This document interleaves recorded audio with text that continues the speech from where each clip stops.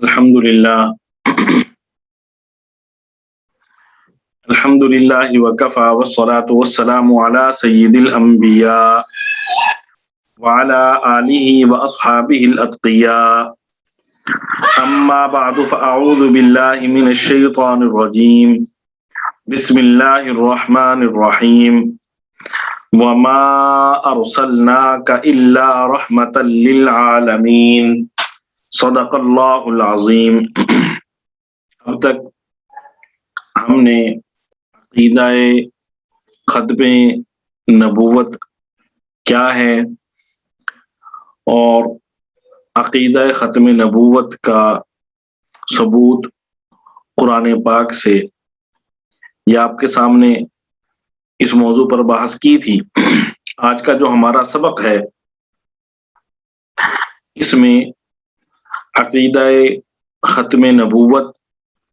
حضور صلی اللہ علیہ وآلہ وسلم کے فرامین کی روشنی میں بیان کیا جائے گا، اور اس کے ساتھ ساتھ قادیانی عقیدے کا مختصراً جائزہ بھی آپ کے سامنے پیش کیا جائے گا کہ عقیدہ ختم نبوت سے متعلق قادیانی حضرات کیا کہتے ہیں، اور مختصراً کوشش ہوگی کہ مرزا غلام احمد قادیانی نے دعویٰ کیسے کیا اور اس پر علماء نے سب سے پہلا فتویٰ کب اور کیسے لگایا، اس کی ساری تفصیل میں کوشش کروں گا آپ کے سامنے آج کے سبق میں رکھ دوں۔ ویسے تو حضور صلی اللہ علیہ وآلہ وسلم سے تقریباً 210 سے زائد احادیث مبارکہ ہیں جن سے یہ ثابت ہوتا ہے کہ حضور صلی اللہ علیہ وآلہ وسلم آخری نبی ہیں، لیکن ہم آج کے سبق میں چند احادیث آپ کے سامنے پیش کریں گے جن سے یہ بڑی وضاحت ہو جائے گی اس بات کی کہ حضور صلی اللہ علیہ وآلہ وسلم نے زندگی کے مختلف مواقع پر اپنے صحابہ کرام رضوان اللہ تعالی علیہم اجمعین کی جو تربیت کی، اس تربیت کا ایک بنیادی عنصر یہ تھا کہ تمام کے تمام صحابہ کرام رضوان اللہ تعالی علیہم اجمعین حضور صلی اللہ علیہ وآلہ وسلم کی ختم نبوت پر پختہ یقین رکھتے تھے۔ چنانچہ یہ حضرت ابو ہریرہ رضی اللہ تعالی عنہ سے مشہور روایت ہے کہ حضور صلی اللہ علیہ وآلہ وسلم نے فرمایا کہ میری اور مجھ سے پہلے انبیاء کی مثال ایسی ہے کہ جیسے ایک شخص نے بہت ہی حسین و جمیل محل بنایا، مگر اس کے ایک کونے میں ایک اینٹ کی جگہ چھوڑ دی۔ لوگ اس محل کے گرد گھومنے لگے اور عش کرنے لگے کہ کتنا خوبصورت محل بنایا ہے، اور پھر کہنے لگے کہ یہ ایک اینٹ بھی کیوں نہ لگا دی گئی، کیا وجہ تھی کہ یہ اینٹ نہیں لگائی گئی؟ حضور صلی اللہ علیہ وآلہ وسلم نے فرمایا میں وہی اینٹ ہوں اور نبیوں کو ختم کرنے والا ہوں۔ یہ حدیث صحیح مسلم اور صحیح بخاری شریف دونوں میں موجود ہے۔ اب حضور صلی اللہ علیہ وآلہ وسلم نے انبیاء کا جو سلسلہ تھا اس کی اہمیت کو اور حضور صلی اللہ علیہ وآلہ وسلم کی جو ختم نبوت تھی اس کی اہمیت کو ایک تمثیل کے ذریعے اس حدیث میں سمجھانے کی کوشش کی کہ جیسے کوئی شخص سارا گھر بنا لے، محل بنا لے، اور اس میں صرف اور صرف ایک اینٹ کی جگہ باقی رکھ دے، باقی سارا گھر مکمل ہو گیا، صرف ایک اینٹ کی جگہ باقی رہی اور وہاں پہ اس نے اینٹ نہیں لگائی، تو اب سارے لوگ دیکھتے ہیں، کہتے ہیں کہ یہ اتنا خوبصورت محل ہے، اس میں کسی قسم کی کمی نہیں ہے، کمی ہے تو بس وہ اس اینٹ کی ہے، اس اینٹ کو یہاں پر کیوں نہیں رکھا گیا، یہاں پر اینٹ کیوں نہیں لگائی گئی؟ تو حضور صلی اللہ علیہ وآلہ وسلم نے فرمایا کہ میرے آنے سے گویا کہ اس محل میں وہ اینٹ لگا دی گئی، جیسے اس محل کی وہ اینٹ آخری ہے اسی طرح جو محل نبوت ہے اللہ تعالیٰ نے جو بنایا، اس نبوت کے محل کی آخری اینٹ حضور صلی اللہ علیہ وآلہ وسلم تھے۔ حضور صلی اللہ علیہ وآلہ وسلم کی تشریف آوری سے نبوت کا محل مکمل ہو گیا۔ اب اس میں کسی قسم کا اضافہ، کسی قسم کے اضافے کی گنجائش نہیں ہے۔ تو معلوم ہوا کہ حضور صلی اللہ علیہ وآلہ وسلم کے بعد کسی اور نبی کا آنا، کسی اور نبی کو نبوت ملنا یہ ممکن نہیں ہے، اور حضور صلی اللہ علیہ وآلہ وسلم کے بعد کوئی نبی نہیں ہے۔ اب یہ حدیث آپ نے سنی، فرمان کس کا ہے؟ حضور صلی اللہ علیہ وآلہ وسلم کا۔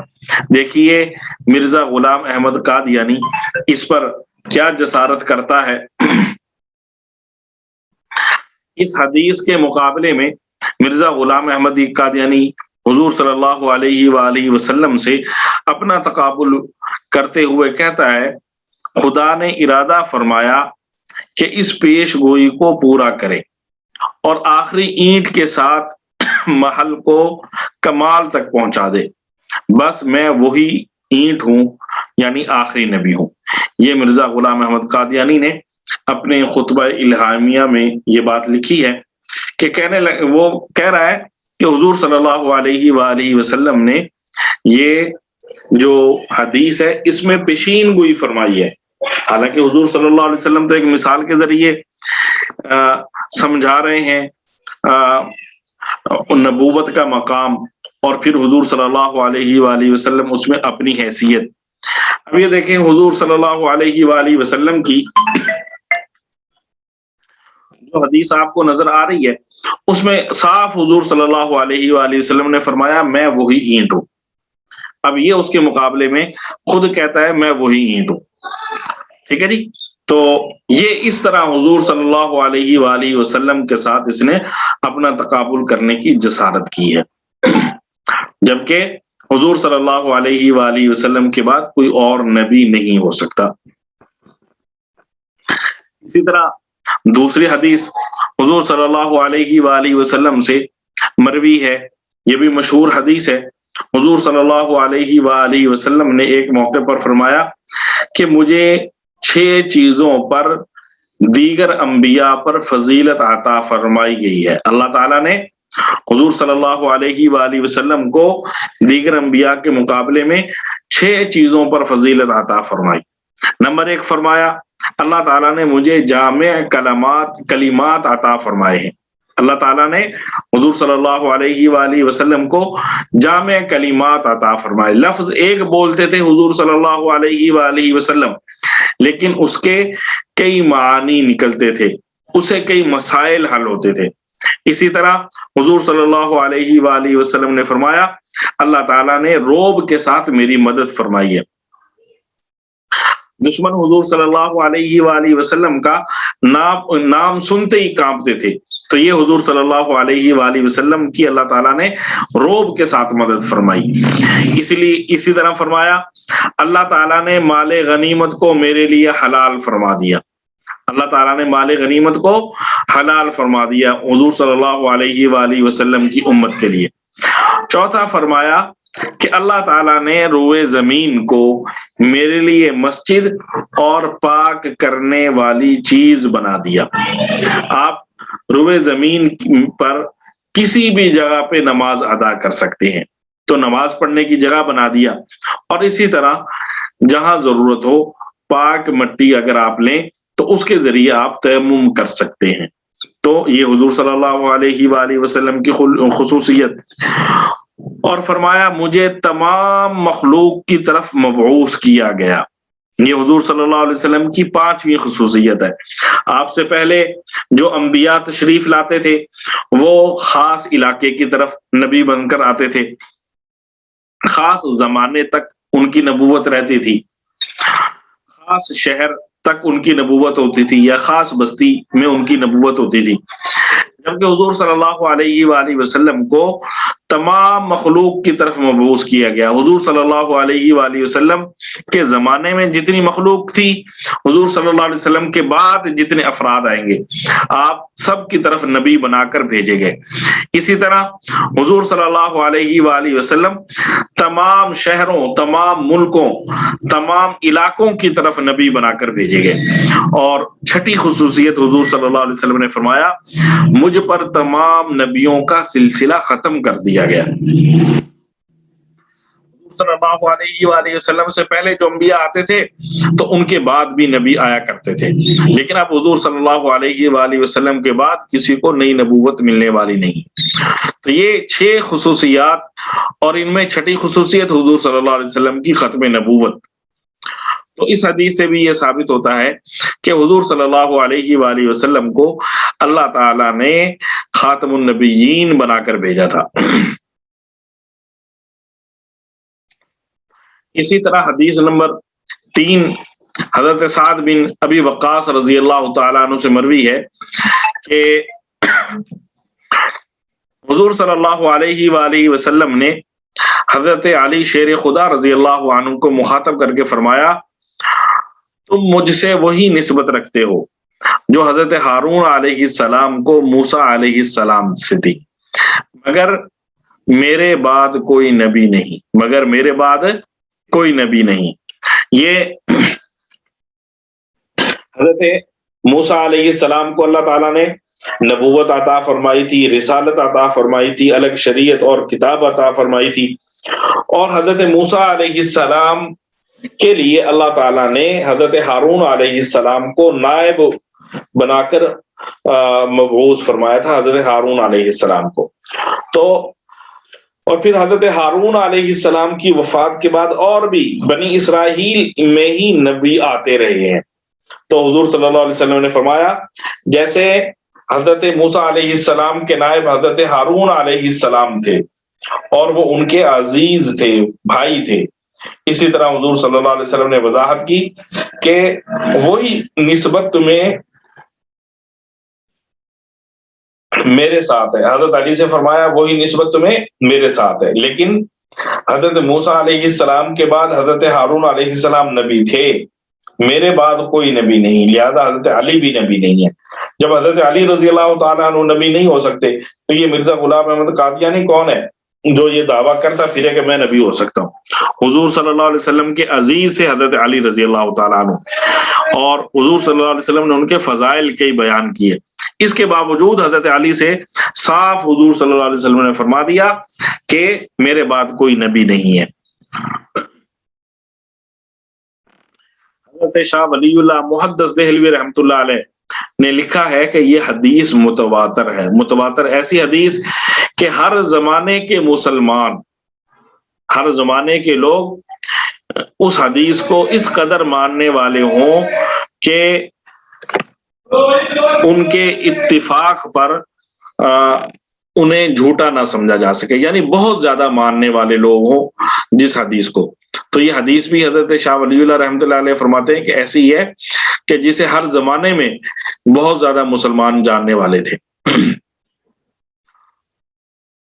اسی طرح ایک حدیث میں حضور صلی اللہ علیہ وآلہ وسلم نے فرمایا کہ بنی اسرائیل کی قیادت خود ان کے انبیاء کرتے تھے، جب کسی نبی کی وفات ہو جاتی تھی تو دوسرا نبی اس کی جگہ پہ آ جاتا تھا، لیکن میرے بعد کوئی نبی نہیں، البتہ خلفاء ہوں گے اور بہت ہوں گے، یعنی خلفاء بہت زیادہ ہوں گے۔ دیکھیں اس حدیث میں حضور صلی اللہ علیہ وآلہ وسلم نے کیسے صاف انداز میں ایک تو بنی اسرائیل کا جو سلسلہ تھا اسے بیان کیا،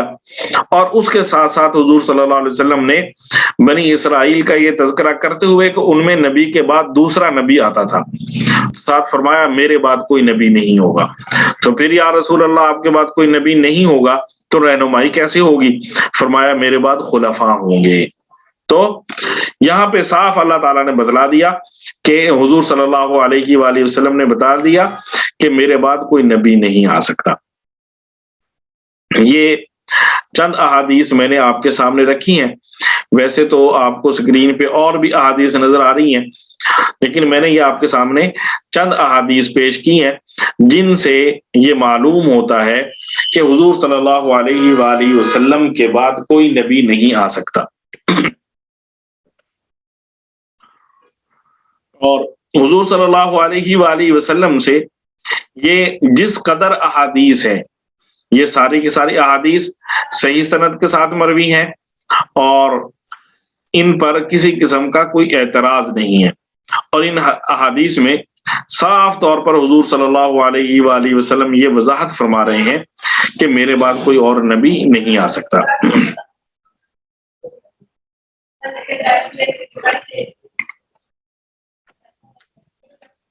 باقی جہاں تک بات ہے حضرت عیسیٰ علیہ السلام کی، کہ حضرت عیسیٰ ہمارے عقیدے کا یہ حصہ ہے کہ حضرت عیسیٰ علیہ السلام بھی تشریف لائیں گے اور وہ نبی ہونے کی حیثیت سے تشریف لائیں گے، تو یہ ذہن میں رہنا چاہیے۔ انشاءاللہ کل سے ہمارا 2 دن جو سبق ہوگا وہ اسی موضوع پر ہوگا، حضرت عیسیٰ علیہ السلام کے فضائل اور ان کے مناقب اور جو اس سے متعلقہ مباحث ہیں، کل 2 دن سبق انشاءاللہ اسی موضوع پر ہم پڑھیں گے۔ تو حضرت عیسیٰ علیہ السلام کو جو نبوت اللہ تعالیٰ نے عطا فرمائی ہے وہ حضور صلی اللہ علیہ وآلہ وسلم سے پہلے عطا فرمائی ہے، تو ان کو حضور صلی اللہ علیہ وآلہ وسلم سے پہلے نبوت مل چکی، اور اب جو حضرت عیسیٰ علیہ السلام تشریف لائیں گے قرب قیامت میں، تو وہ حضور صلی اللہ علیہ وآلہ وسلم کے امتی ہونے کی حیثیت سے تشریف لائیں گے اور حضور صلی اللہ علیہ وآلہ وسلم کی شریعت پر چلیں گے۔ ساری امت کا یہی متفق علیہ عقیدہ ہے، اس لیے ختم نبوت کا منکر قطعی کافر اور ملت اسلامیہ سے خارج ہے۔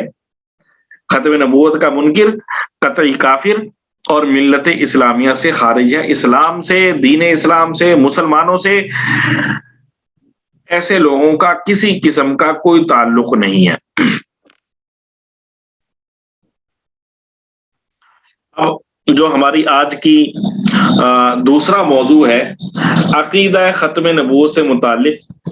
مسلمانوں اور قادیانیوں میں اختلاف کیا ہے، یہ بھی ایک اہم چیز ہے سمجھنے والی۔ مسلمانوں کا عقیدہ یہ ہے کہ نبیوں کی تعداد حضور صلی اللہ علیہ وآلہ وسلم کے تشریف لانے سے مکمل ہو گئی،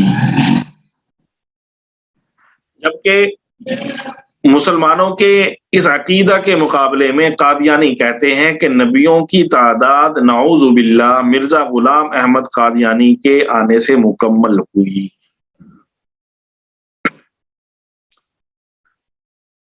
مسلمانوں کا کیا عقیدہ ہے کہ نبیوں کی تعداد حضور صلی اللہ علیہ وآلہ وسلم کے تشریف لانے سے مکمل ہو گئی، اب حضور صلی اللہ علیہ وآلہ وسلم کے بعد کوئی اور نبی نہیں آئے گا، جبکہ اس کے مقابلے میں قادیانی کہتے ہیں کہ نبیوں کی تعداد نعوذ باللہ مرزا غلام احمد قادیانی کے آنے سے مکمل ہوئی۔ ہم مسلمان حضور صلی اللہ علیہ وآلہ وسلم کو نبوت کی عمارت کی آخری اینٹ مانتے ہیں، جبکہ قادیانی نعوذ باللہ مرزا غلام احمد قادیانی کو نبوت کی عمارت کی آخری اینٹ مانتے ہیں۔ یہ بنیادی طور پر فرق ہے۔ ہم مسلمان کہتے ہیں کہ حضور صلی اللہ علیہ وآلہ وسلم کے بعد کوئی نبی نہیں بن سکتا، جبکہ قادیانی کہتے ہیں کہ نعوذ باللہ مرزا غلام احمد قادیانی کے بعد کوئی نبی نہیں بن سکتا۔ یہ بنیادی اختلاف ہے۔ وہ حضور صلی اللہ علیہ وآلہ وسلم کے بعد مرزا غلام احمد قادیانی کو نبی مانتے ہیں، اس کے لیے نبوت اور نبوت جیسی چیزیں ثابت کرتے ہیں، جبکہ تمام دنیا کے مسلمان خواہ ان کا کسی فرقے سے تعلق ہو، وہ سارے کے سارے اس بات پر متفق ہیں کہ حضور صلی اللہ علیہ وآلہ وسلم اللہ تعالیٰ کے آخری نبی ہیں اور حضور صلی اللہ علیہ وآلہ وسلم کے بعد کوئی اور نبی نہیں آ سکتا۔ یہ ذیل میں اس موضوع پر چند حوالے پیش کیے جا رہے ہیں. میں ایک دو حوالے پیش کرنے پر اکتفا کروں گا کیونکہ اور بھی چیزیں ہیں جس سے یہ معلوم ہوگا کہ واقعتاً مرزا غلام احمد قادیانی اور اس کے جو ماننے والے ہیں ان کا یہی مسلک ہے کہ وہ حضور صلی اللہ علیہ وسلم کے بعد مرزا غلام احمد قادیانی کو نبی مانتے ہیں. میں اپنے پاس سے یا مولویوں نے اپنے پاس سے یہ بات نہیں بنائی. ایک کتاب میں مرزا غلام احمد قادیانی نے لکھا ہے مسیح موعود کے کئی نام ہیں، من جملہ ان میں سے ایک نام خاتم الخلفاء ہے، یعنی ایسا خلیفہ جو سب سے آخر میں آنے والا ہے. ٹھیک ہے جی، یہ آگے انشاءاللہ اس موضوع پر کل ہم پڑھیں گے، لیکن یہاں پہ یہ حوالہ آ گیا. مسیح موعود کے کئی نام ہیں. مسیح کہتے ہیں حضرت عیسیٰ علیہ السلام کو، اور چونکہ جو حضور صلی اللہ علیہ وآلہ وسلم کی پیشین گوئیاں ہیں ان میں یہ بات موجود ہے کہ قرب قیامت میں حضرت عیسیٰ علیہ السلام کا نزول ہوگا آسمانوں سے، تو یہ اس کے بارے میں کہہ رہا ہے مسیح موعود کے کئی نام ہیں، من جملہ ان میں سے ایک نام خاتم الخلفاء ہے، یعنی ایسا خلیفہ جو سب سے آخر میں آنے والا ہے. یہ اپنے بارے میں لکھ رہا ہے کہ سب سے آخر میں آنے والا خلیفہ میں ہوں. تو ابھی آپ انشاءاللہ چند منٹوں کے بعد پڑھیں گے اس کی حقیقت.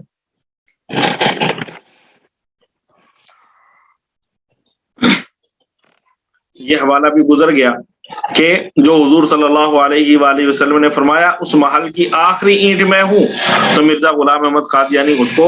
اپنے اوپر چسپاں کرتا رہا کہ وہ محل کی آخری اینٹ میں ہوں. جبکہ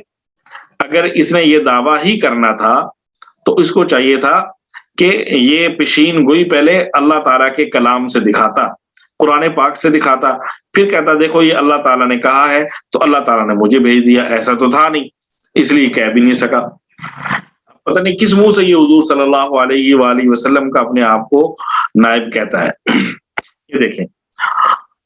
ایک جگہ پہ اس نے لکھا ہے وہ بروز محمدی جو قدیم سے موعود تھا وہ میں ہوں. ٹھیک ہے جی، یہ صاف لکھ رہا ہے وہ بروز محمدی جو قدیم سے موعود تھا وہ میں ہوں، اس لیے بروزی نبوت مجھے عطا کی گئی، اور اس نبوت کے مقابل پر تمام دنیا اب بے دست و پا ہے کیونکہ نبوت پر مہر ہے. ایک بروز محمدی جمی کمالات محمدیہ کے ساتھ آخری زمانے کے لیے مقدر تھا، سو وہ ظاہر ہو گیا. اب بجز اس کھڑکی کے کوئی اور کھڑکی نبوت کے چشمہ سے پانی لینے کے لیے باقی نہیں رہی. یہ دیکھیے کیسے مختلف طریقوں سے اپنے لیے نبوت کے دعوے کر رہا ہے. ایک اور حوالہ دیکھیں، لکھتا ہے جس قدر مجھ سے پہلے اولیاء قطب ابدال وغیرہ اس امت میں گزر چکے ہیں ان کو یہ حصہ کثیر اس نعمت کا نہیں دیا گیا، بس اس وجہ سے نبی کا نام پانے کے لیے صرف میں ہی محسوس کیا گیا اور دوسرے تمام لوگ اس نام کے مستحق نہیں ہیں. ایک تو یہ دعویٰ کر رہا ہے کہ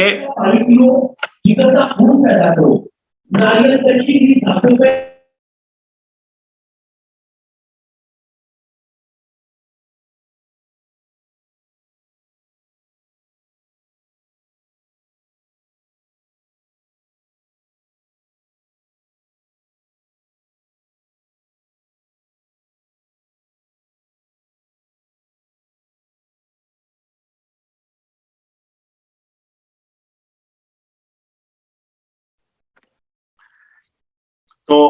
یہاں پہ وہ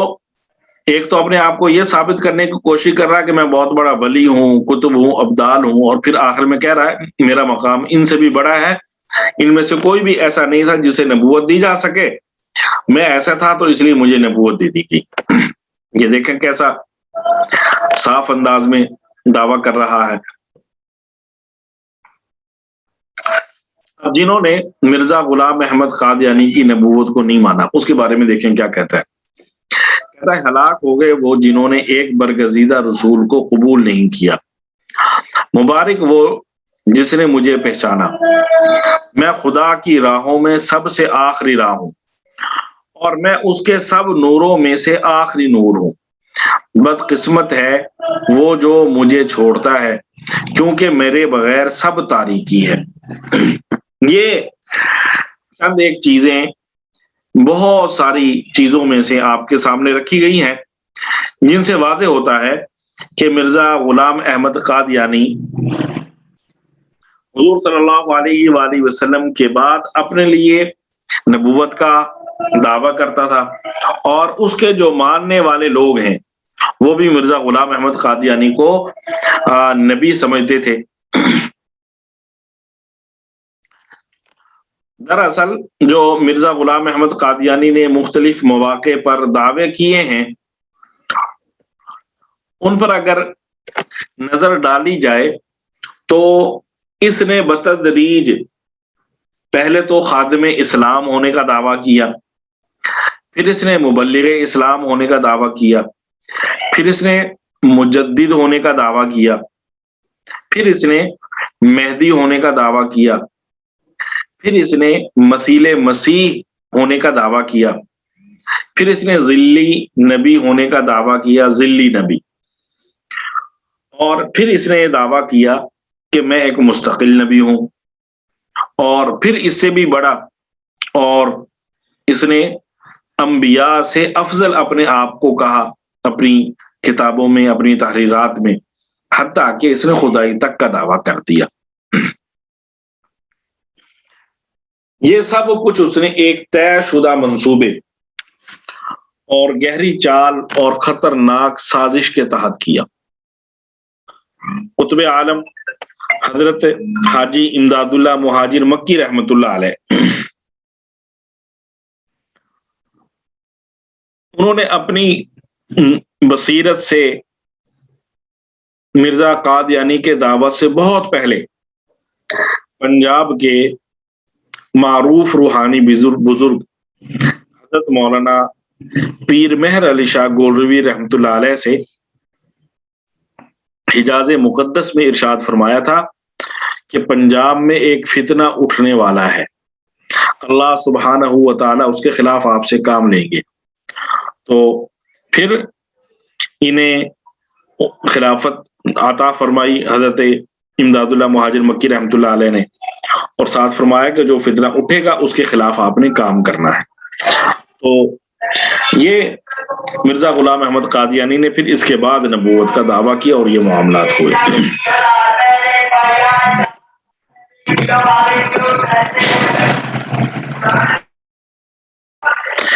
یہ مختلف اس کے جو دعویٰ جات تھے، یہ ان کی مختصراً ایک لائن میں نے آپ کو تاریخ بتلائی ہے۔ یہ مرزا غلام احمد قادیانی نے یہ دعوے کرنے کیسے شروع کیے، اس کو یہ کام سوجا کیسے، اس کی بھی ایک تاریخ ہے۔ انگریز نے جو مسلمان بادشاہ تھے ان کی چاپلوسی کی اور تجارت کی غرض سے ہندوستان میں اپنا ایک ٹھکانہ بنایا، اور اپنا ٹھکانہ بنانے کے بعد اس نے دن بدن اپنے پاؤں پھیلانا شروع کر دیے، اور ابتدا میں اس نے مسلمان بادشاہ چونکہ اپنی غفلتوں میں لگے ہوئے تھے، عیاشیوں میں لگے ہوئے تھے، بادشاہت کی طرف ان کا دھیان کم تھا، تو ان لوگوں نے ایک منظم کمپنی کی شکل میں، جماعت کی شکل میں، غیر سیاسی ہو کر پہلے پورے ہندوستان میں اپنا نیٹ ورک مضبوط کیا۔ جب نیٹ ورک مضبوط ہو گیا تو پھر چھوٹی چھوٹی چیزیں بادشاہ سے اپنے حق میں منظور کروائیں، مثال کے طور پہ فلاں سہولت ہم آپ کے علاقے میں لوگوں کو دیں گے، تو اس کی اجازت مل گئی، اور اس کے بدلے میں لوگوں سے اس کے پیسے وصول کرنے اور کچھ پیسے بادشاہ کو دینے اور زیادہ پیسے اپنے پاس رکھنے، یہ سلسلہ شروع ہوا۔ بالآخر ان کا آہستہ آہستہ جو بادشاہت کے اکثر کام تھے ان پر غلبہ ہو گیا، اور یہ ایک لمبی تاریخ ہے۔ تو بالآخر انہوں نے ایک مسلح جماعت بنا لی، اور مسلح جماعت بنا کے چونکہ ان کو کافی سارے اختیارات بادشاہ کی طرف سے دے دیے گئے تھے، جو انہوں نے مسلح جماعت بنائی، پھر انہوں نے مختلف چھوٹے چھوٹے علاقے، گاؤں دیہات اور پھر چھوٹے چھوٹے شہر قصبے، ان پر انہوں نے قبضہ کرنا شروع کیا۔ تو بادشاہ کو پتہ ہی نہیں چلا اکثر ہندوستان پر، انہوں نے قبضہ کر لیا۔ جب آخری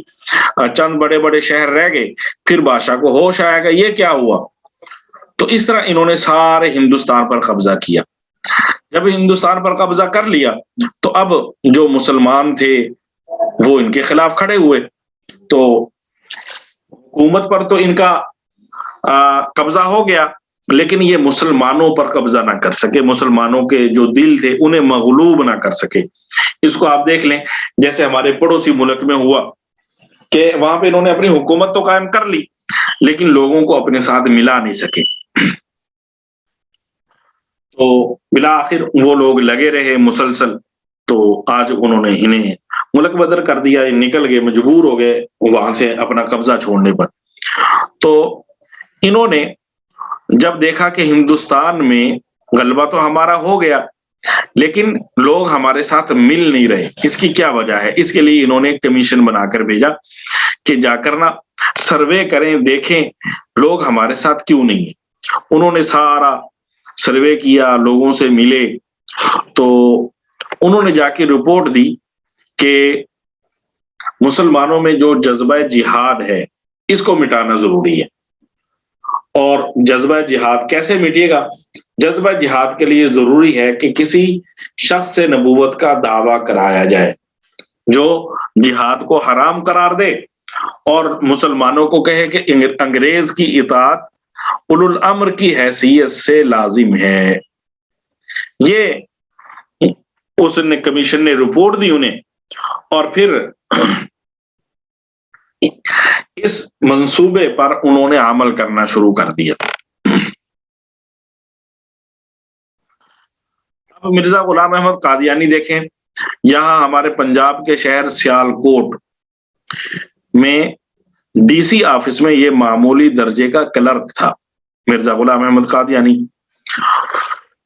اردو، عربی، فارسی یہ اس نے اپنے گھر میں پڑھی ہوئی تھی، یہ پہلے دور میں ایسا ہی ہوتا تھا، لیکن یہ کسی امتحان میں کامیاب نہیں ہو سکا۔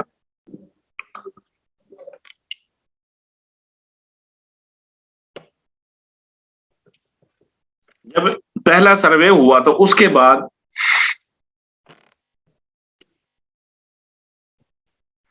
انگریز ڈپٹی کمشنر کے توسط سے ایک مسیحی مشن سے مرزا غلام احمد قادیانی کی ڈی سی آفس میں ملاقات ہوئی سیالکوٹ میں، گویا کہ وہ لوگ اس کا انٹرویو کر رہے تھے۔ تو مسیحی مشن اور ان کے ساتھ جو لوگ تھے وہ واپس چلے گئے، اور مرزا غلام احمد قادیانی جو تھا اس نے سیالکوٹ جو ملازمت تھی اسے چھوڑا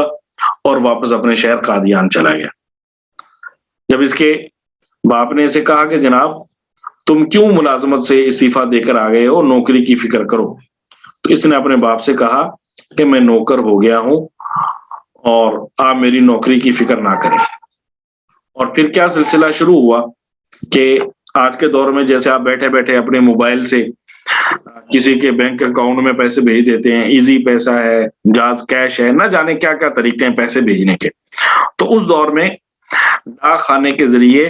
پیسے بھیجنے کا طریقہ ہوتا تھا منی آرڈر،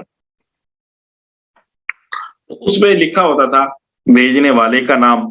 اور جس کو پیسے جائیں گے اس کا نام۔ تو اس کو غلام احمد قادیانی کو اپنے گھر میں پیسے ملنے شروع ہو گئے منی آرڈر کے ذریعے، اور اس پہ لکھا نہیں ہوتا تھا کہ بھیجنے والا کون ہے۔ اب وہ جو اس کو پیسے ملنا شروع ہوئے تو ان پیسوں سے انہوں نے کیا کام کیا، انہوں نے جو مذہبی اختلافات تھے لوگوں میں ان کو ہوا دینا شروع کی، لوگوں کے ساتھ بحث و مباحثہ شروع کیا، اور مختلف قسم کے اشتہارات چھپوا کے، جیسے آج کل ہم موبائل پہ ایڈ بھیجتے ہیں تو اپنے ایڈ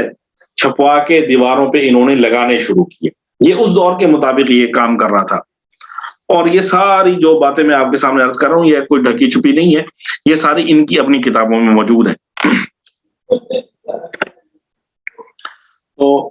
یہ سارا سلسلہ انہوں نے، جو وہ پیسے بے نام آتے تھے کہ پتہ نہیں تھا گم آف شور کمپنی، آپ کے آج کل چل رہا ہے آف شور کمپنیاں ہیں، تو گمنام آدمی جو ان کو پیسہ بھیجتا تھا، یہ سارا اس کی بنیاد پر یہ سارے کام کر رہے تھے، اور مقصد یہ تھا کہ لوگوں میں کسی طرح مشہور ہو جاؤں کہ یہ بندہ بھی کچھ ہے۔ اور وہی ہوا کہ جب یہ اس کا کچھ نام ہو گیا تو پھر اس نے یہ دوسری لائن شروع کر دی کہ دعوے شروع کر دیے مختلف قسم کے۔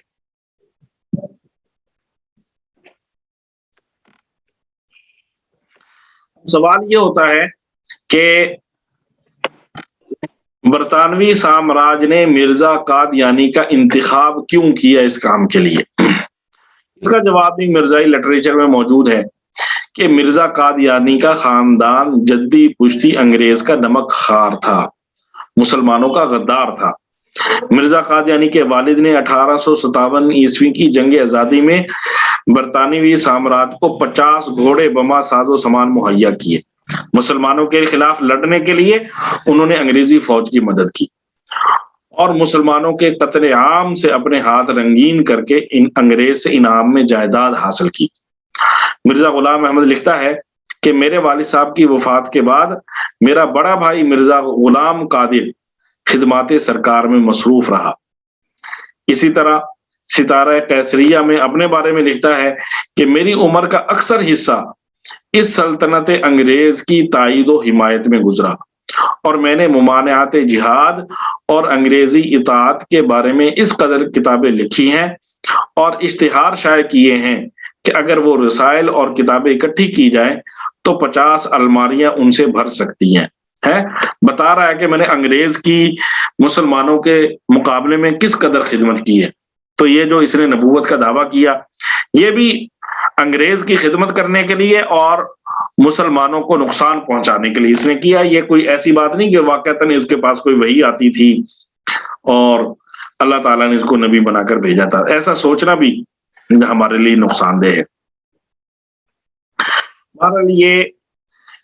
چند ایک چیزیں میں نے آپ کے سامنے رکھ دی ہیں مرزا غلام احمد قادیانی کی تاریخ سے متعلق، اس کے عقیدہ سے متعلق، اور اسی طرح جو ہمارا ختم نبوت کا عقیدہ ہے، حدیث احادیث سے اس کے دلائل بھی آپ کے سامنے رکھ دی ہیں۔ دعا ہے اللہ تعالی ہم سب کو اس فتنہ سے بچائے، ہمارے رشتہ داروں کو اللہ تعالی اس فتنہ سے بچائے، اور ہم سب کو اللہ تعالیٰ اپنے دین کی خدمت کے لیے قبول فرما لے، ہمیں اخلاص عطا فرما دے۔ صلی اللہ علیہ وآلہ وسلم۔ آج کے لیے اتنا ہی، کل انشاءاللہ آگے چلیں گے۔